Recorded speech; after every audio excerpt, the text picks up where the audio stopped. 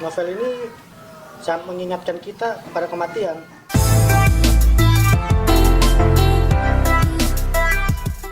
Oke, kembali lagi di Dopok Buku, ngobrol santai soal buku bareng gua Rizky dan dua sobat gua, Dodo yang sama KL dan Cakil. Kali ini kita bertiga bakal bahas buku karya Pramudia Natatur yang berjudul Bukan Pasar Malam dari 3 unsur yang berbeda. Unsur apa aja itu? Ada unsur budaya, ada unsur sosial, dan nilai moral. Oke, di depan kita sudah ada novel Bukan Pasar Malam karya Pramudia Natatur. Novel ini pertama kali dicetak pada tahun 1951 oleh Balai Pustaka, dan yang kita pegang ini adalah cetakan ke-11 tahun 2018 oleh Lentera di Bantara.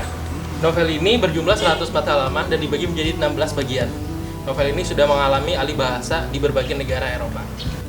Novel ini menceritakan sebuah perjalanan seorang pemuda yang sudah lama ditahan di masa penjajahan Belanda melakukan perjalanan dari Jakarta ke Blora karena mendapat sebuah kabar di mana ayahnya sakit keras. Di perjalanan, tokoh utama ini mendapat banyak sekali bayangan tentang kematian dan juga kisah-kisah perjuangannya di masa lalu. Setelah sampai di Blora, dia mendapati ayahnya sudah sakit keras dan semakin lama kondisinya semakin memburuk. Hingga akhirnya sang ayah pun mengembuskan nafas terakhirnya. Oke, setelah kita baca novel ini, ada beberapa nilai pendidikan yang terdapat di dalamnya. Yang pertama adalah kita sebagai manusia harus menjadi manusia yang mandiri. Part ini bisa kita dapatkan dalam percakapan ketika si kakak sedang bertanya sama adik bagaimana keadaan keluarganya ketika dia di Jakarta, dan si adik mengatakan bahwa keluarganya mendapatkan perlakuan yang tidak enak.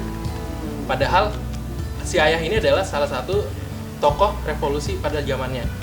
Dan sampai akhirnya si kakak itu bilang, "Dek, ayolah kita bangun keluarga baru dengan kekuatan kita sendiri, dengan kemampuan kita sendiri. Kalau perlu, kita menjadi pulau di tengah-tengah samudra."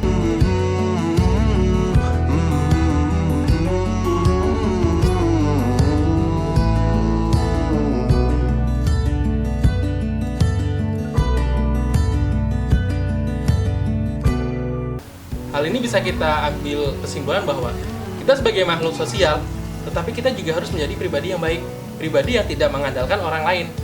Jangan sampai kita seperti karena ada orang lain jadi kita ketergantungan. Ada si inilah, ada si B lah, ada si C ini. Jadi kita tidak terpacu untuk melakukannya sendiri dan kita tergantung sama orang lain.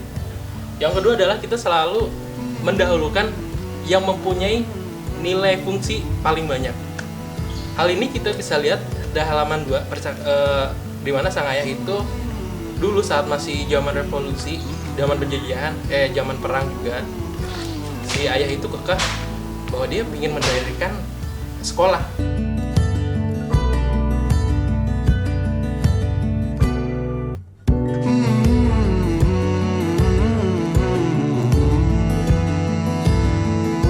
Padahal kondisi saat itu sedang genting karena sedang perang, sedang dijajah, tapi dia mementingkan sekolah karena dia beranggapan dari sekolah inilah bangsa kita akan menjadi bangsa yang maju dan bangsa kita akan bisa melawan para penjajah.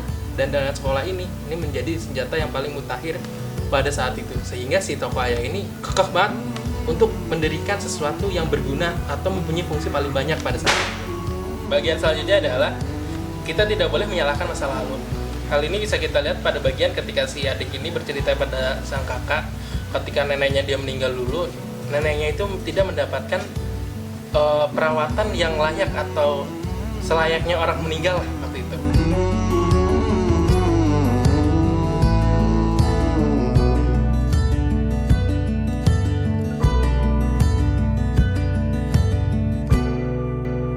Dan si adik ini ngerasa kecewa gitu.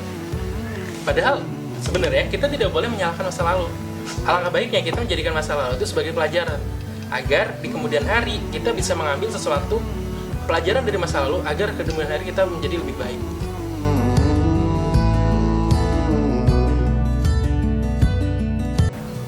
Berikutnya adalah nilai sosial. Nilai sosial adalah konsep alami yang ada di dalam diri manusia untuk menentukan segala sesuatu yang baik dan tidak baik. Di dalam novel Bukan Pasar Malam ini terdapat banyak sekali nilai sosial yang tercantum di dalamnya. Yang pertama, ketika kita baru memulai cerita ini, kita akan menemukan sebuah nilai sosial yang paling dasar. Mungkin biasa terjadi dalam kehidupan kita sehari-hari namun kita tidak sadari. Dimana ketika tokoh aku berkeliling mencari sebuah pinjaman uang untuk perjalanan dari Jakarta ke Blora, dimana seorang teman memberikan pinjaman kepada tokoh aku yang sangat melapangkan hatinya.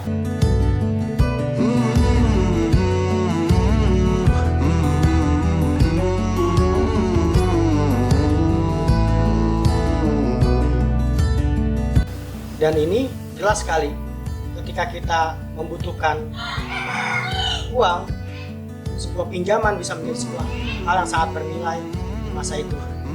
Nilai sosial berikutnya atau bagian yang paling gua suka adalah ketika tetangga toko aku ini datang dan berkata, apabila rumahnya rusak, penghuninya pun ikut rusak.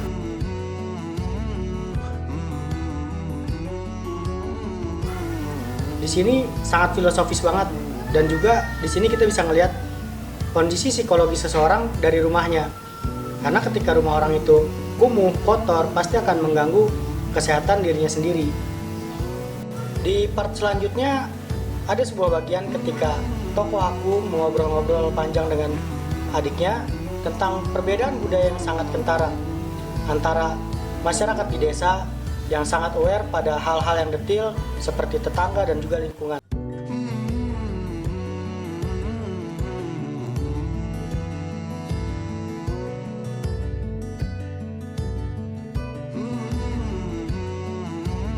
Sementara di kota besar, orang-orang tidak begitu peduli dengan lingkungannya. Hal ini bisa menjadi nilai positif karena orang-orang di kota besar jarang sekali muncul rasa dengki, berbeda dengan kondisi di desa. Orang-orang bisa menjadi iri, dengki ketika melihat orang lain sukses ataupun ketika orang lain bisa melewati masa-masa sulitnya.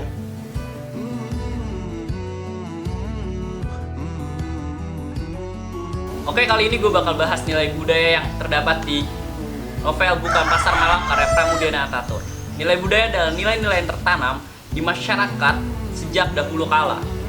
Contoh nilai budaya yang terdapat di Bukan Pasar Malam di sini terlihat pada percakapan orang tua tokoh aku kepada tokoh aku.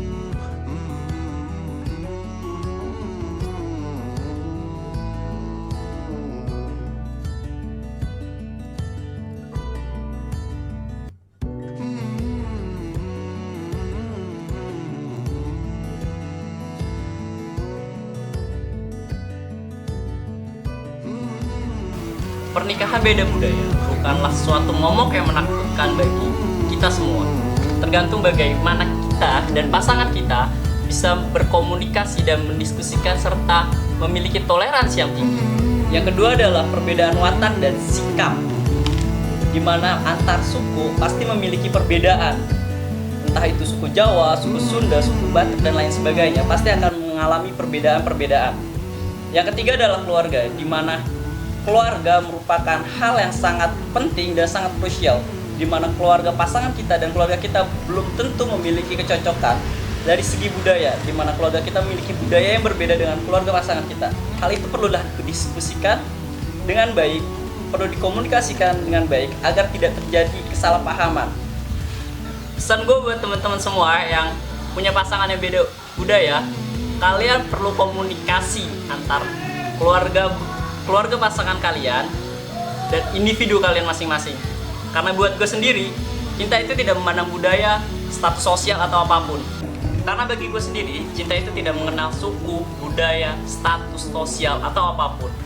Jika kalian mencintai seseorang dengan tulus, maka cintailah mereka dengan apa adanya. Oke, kita udah dengerin tadi penjelasan tentang nilai sosial, nilai budaya, nilai pendidikan moral. Sekarang kita mau lihat tanggapan dari mereka nih. Nah, Cakil, gimana tanggapan lu tentang nilai budaya? Dari nilai budaya sih, gue senang banget di sini ketika si Pram menuliskan ketika tokoh ayah ini mengingatkan anaknya tentang perbedaan budaya antara Jawa dan juga Sunda. Biar gimana pun perbedaan budaya ini sangat fundamental. Bagaimana tidak adanya komunikasi yang baik, tidak ada toleransi yang baik, ini akan mempengaruhi pernikahan anaknya. Makanya si tokoh ayah ini mengingatkan bahwa tingkah lakunya, pembicaraannya ini harus benar-benar dipikirin. Dan kita harus tahu semua bahwa eh, pernikahan antara Jawa dan Sunda ini mitosnya dilarang sudah dari zaman kerajaan dahulu. Sebenarnya bukan dilarang juga sih, mungkin lebih ke apa ya, banyak hal yang harus disiapkan mungkin. Iya. Dan banyak hal yang juga menjadi pertimbangan antara kedua suku itu mungkin. Ketika suku Jawa dan suku Sunda, bukan hanya suku Sunda dan Jawa, suku-suku lainnya juga pasti akan mengalami perbedaan yang sangat terasa mungkin. Iya, tapi secara khusus ada sebuah kejadian di sejarah ini mengingatkan bahwa suku Jawa dan Sunda ini menjadi sebuah titik awal momentum bagaimana Jawa dan Sunda ini nggak bisa bersatu. Ini mitos sih, tapi bukan sebuah fakta. Karena buktinya masih banyak kok. Bahkan banyak banget orang Jawa dan Sunda yang menikah dan mereka baik-baik aja. Intinya tetap toleransi dan komunikasi harus tetap bagaimana dijaga. orang itu menaruh toleransi aja gitu kan. Itu intinya. Oke Ki, bagaimana pendapat lu, atau tanggapan lu tentang pemaparan gue dari nilai moral dalam novel ini? Pemaparan lu tentang nilai moral yang ada di dalam novel Pram, kayak tadi yang lu paparin tentang nilai ulas asih atau menerima ya kan gitu.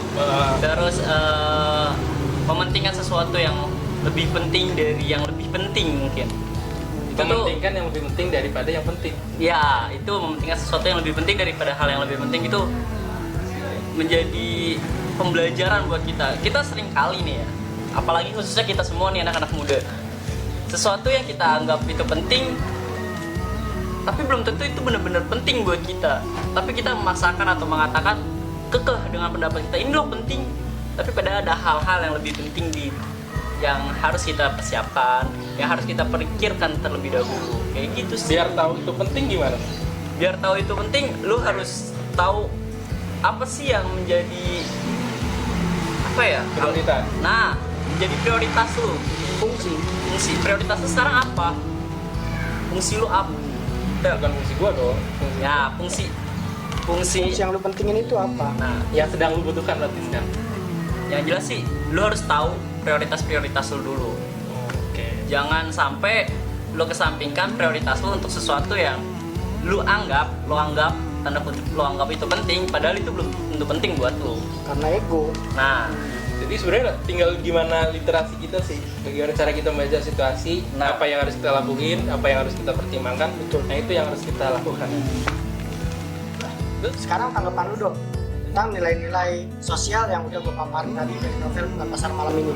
Ya gue ini sih setuju dengan pemaparan Trump. Mungkin pada zaman dulu yang zamannya Trump di situ ada masyarakat yang perbedaan masyarakat desa dan kota itu memang seperti itu.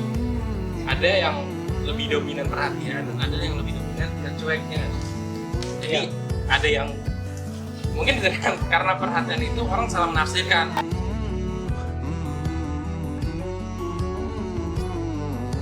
Oke, kita udah dengerin pemaparan kita dan dengerin tanggapan teman-teman kita juga tentang nilai sosial, budaya, dan pendidikan moral. Sekarang kita ke kesimpulan ya. Gimana kesimpulan lu, Kil, tentang novel ini? Ya, simpulan gue dari novel ini sangat mengingatkan kita pada kematian.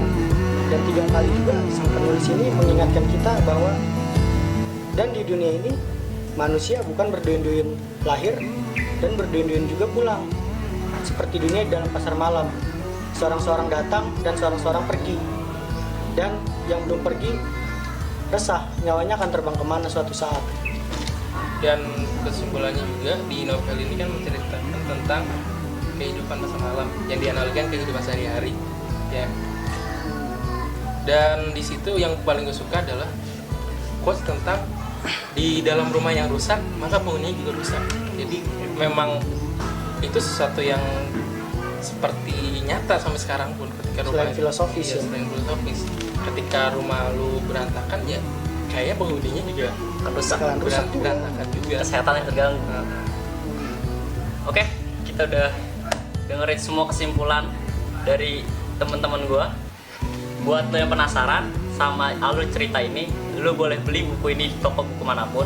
Jangan lupa yang ori. Jangan Ya, lupa yang hari. jangan beli yang bajakan, Nah. jangan baca PDF. Karena dengan kita beli ori, itu kita menghargai penulis-penulis kita. Oke, kalau kalian semua suka sama video-video kita, kalian boleh subscribe dan jangan lupa kalian aktifin tombol loncengnya biar lu semua nggak ketinggalan sama video-video terbaru kita. Kalau lu semua punya referensi buku yang pengen kita bahas bertiga nih, lu boleh tulis di kolom komentar dan lu share sebanyak mungkin video ini. Dan satu lagi pesan buat gua, pesan dari gua. Jika lu mau mikir, lu pasti akan ada. Jika lu mau menulis, lu akan abadi. Dan jika lu membaca, lu akan tahu seisi dunia. So, jangan pernah berhenti membaca. Gua Rizky dan dua temen gua cabut. Bye.